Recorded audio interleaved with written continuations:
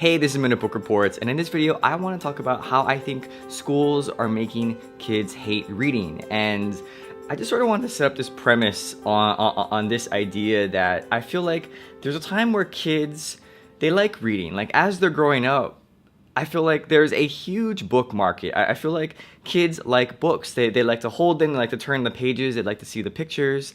And eventually when they learn to read, they enjoy that process. But then there's a certain point where I think they've figured out how to read. And it's at this moment where schools decide to start testing reading and things like reading comprehension, which is a good thing. Reading comprehension is very important, to be able to read something and to remember what you actually read.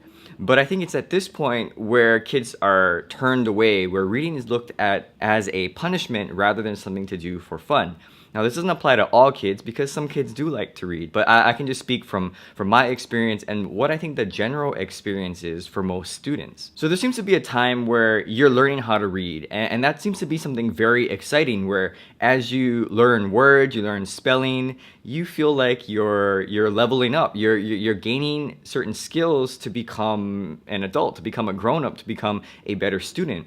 But then there's this moment where reading is not for fun anymore, where people aren't reading to you because you can read on your own, but you're also being tested. And then you get the introduction of a book report, or you get questions on a book. And this is really where things turn. I remember when I was in school where we had to basically read a book, and everyone had to read the same book in the class. And we all had to do a book report on the same book and present in front of the class our findings, and it was incredibly boring because everyone's was almost the same. And I think when assignments sort of shift from learning how to read to, okay, we're gonna test you on what you read, I think their mind shifts to, instead of reading for acquiring knowledge, they're reading so that they can be tested on it, and they can write reports, and they can answer specific questions. There's a specific time in high school where I remember we had a reading list, and it was a big reading list. And I remember the teacher said, okay, here's a huge reading list of like 100 or 200 books. Obviously you can't read them all, so just pick one per week. You have to read one book per week, and at the end of the week you have to present, and you're able to sort of share with the class a few different projects, which I thought was really nice. We could either do a performance, a speech, which was based on a written report, or we could do some kind of like craft project and share it with the class. So I remember that was a pretty nice alternative. But when I looked at the list of books, the first thing that I did was, of course, what is the shortest book? And that was really not the best attitude to have. But when you're reading to report and when you're reading to test, that efficiency is what seemingly is the most important thing. And of course, you're gonna have students who think like that. That if we're just gonna be tested on this, I want the shortest book, the fastest book, the easiest book, so that I can acquire that knowledge so that I'm ready for the test. It's not reading for fun. It's not reading to develop critical thinking skills. It's reading to produce that test, and sort of, I think that's where the problem is. Now, I don't just want to point out the problem and not present any sort of alternative, any sort of solution, and that's something that I'll talk about in a future video, but I do want to talk about and bring up what is the result of that later in life. So I have experience teaching college students, and I taught college writing. And so when I first encountered these students, I had to explain to them why it was important to read. And I had to sort of disarm them and let them know that, yes, we did have class readings, but I wouldn't test them on these class readings. I wouldn't give them a quiz and say, okay, did you read chapters 1 through 3? If you did, good, we're gonna have this quiz, 20 questions, and just ask them these sort of obscure questions on what they happen to read. I explained to them that reading really was for a few reasons. The first was so that they could think critically. And I'm not sure if there's anything else in this world that can really help someone to think critically other than reading.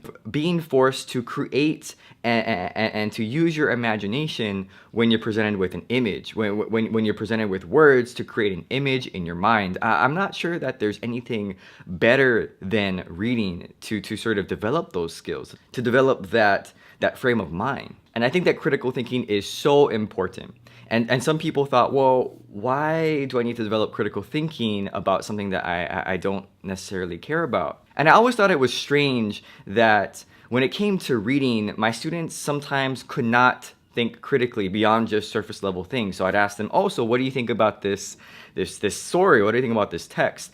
And they would say, oh, I liked it, or I didn't like it. I thought it was too long. And that was it. It was very, very surface level responses. But then for some reason, whenever we talked about some kind of social event or some kind of bigger social issue, they seemed to have a lot to say. You know, they'd be on Twitter, they'd be on Facebook, they would rant about it, and all these different things. And it wasn't just about these somewhat social civic events. It was also about things that really have no sort of bigger value other than like pure entertainment. So they could talk about movies or television shows or all these different types of things, foods, businesses, companies, technology, with such passion and depth and bringing that critical thinking to those areas. But when it came to books and what they read, they couldn't do it. And maybe it has something to do with what they're passionate about or what they're interested in. But reading helps to develop those skills in those other areas so that you're not just someone who repeats what someone else told them. I remember back when I used to watch a lot of SportsCenter, a lot of ESPN, and I remember watching that and I found myself often repeating what I just heard on television. And that's not critical thinking. That is just mimicking. That is just sort of taking what someone else has said and just repeating it to my friends to make me sound smart. That is not critical thinking. Critical thinking is actually looking at an event, is actually watching a game or actually diving deeper and looking into the events of what happened and then thinking to yourself, okay, what happened? And then being able to come up with some ideas. Now, they could be similar to what that analyst or what that person had said, but it's how we came to that conclusion is important. And I feel like if you just have people who are repeating what other people are saying, then that is not critical thinking. They may think that's critical thinking and that it's deep and that it's somewhat valuable, and it is as a personal opinion, but it could be so much stronger. It could be so much stronger if they had critical thinking. And again, that is developed, I feel, best through reading. Another reason why I wanted them to read was class participation. And in college, yes, you do get graded on class participation because attendance is not required. It's not like in K through 12 where you have to show up to school or you're gonna get in trouble. You actually don't have to show up to class at all. And so the only way that I could ensure that students actually read what they were supposed to read was if they spoke and they talked about what it is that they read. And I didn't ask for much. I just asked that they contribute to the class discussion.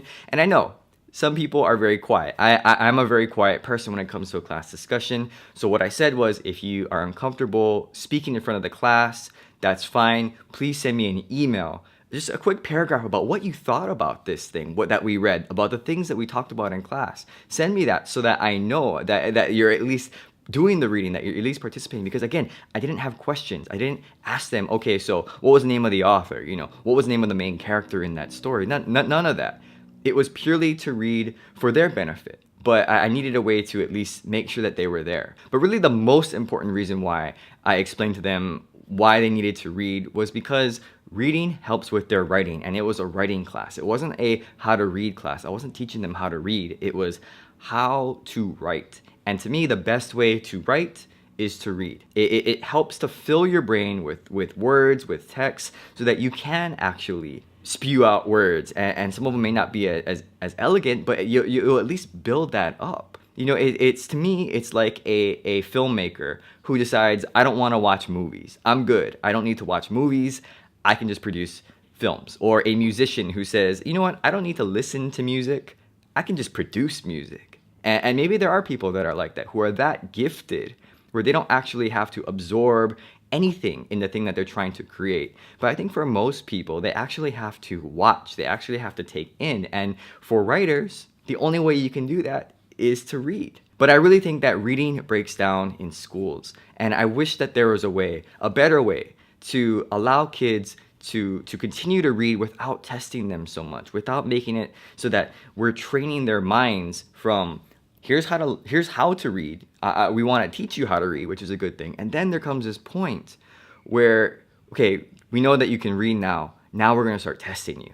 And we want reports from you, and we want you to answer these questions, and we want you to comb through the text to find, how many siblings so-and-so had in the book. I wish that students had other ways to prove that they read text, and maybe that would take the pressure off of them. Teaching literature and teaching English is one of those things that it's hard to quantify. It's somewhat subjective as a grader, but really it's hard to quantify how much a student actually knows. It's not like math where you can test them on a certain type of function, a mechanic of math, and you can kind of tell if they get it or not. I think to test students in literature, reading, and English, you actually need to do it over a long period of time. But that period of time does not have to include just tests, book reports, and questions that are so minute, so small, and again, I would ask, why are they so important? In teaching reading, I wish that we could ask students more about what they thought so that they could develop those critical thinking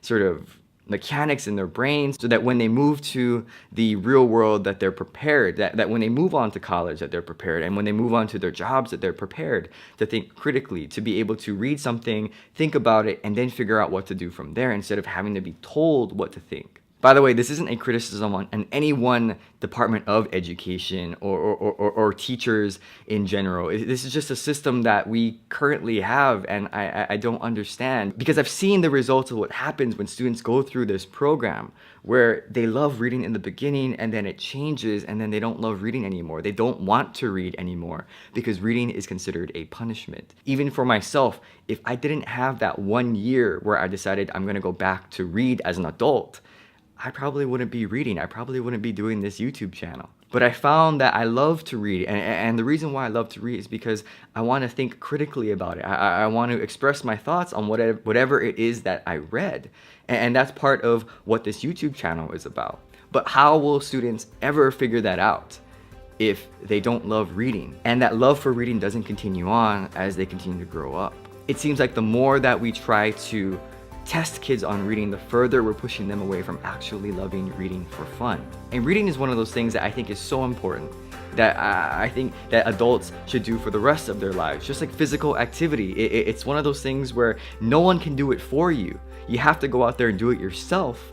But when you do it, the benefits are so good. So this is my first part of this whole discussion. In a subsequent video, I'll talk about maybe some of my suggestions on how we can help kids to love reading. This is just something that I was thinking about, and I just wanted to make a quick video. So thanks for watching this video. I hope you enjoyed it, and I'll see you next time. Bye.